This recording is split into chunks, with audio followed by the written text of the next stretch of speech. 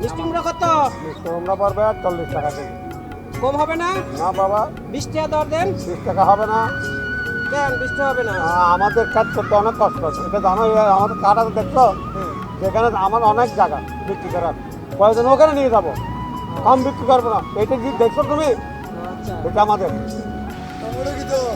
তাহলে 60 টাকা কম দিয়ে বিক্রি করে না। কত দিবা? 50 টাকা। কতগুলো দিবা? 10 টাকা দাও। এই 1 মণ টমেটোর জন্য। মধ্যসত্যের দিন শেষ, কৃষক কার্ডেই লেনদেন। কৃষক কার্ডে পণ্য বেচে ফসলের ন্যায্য মূল্য নেন।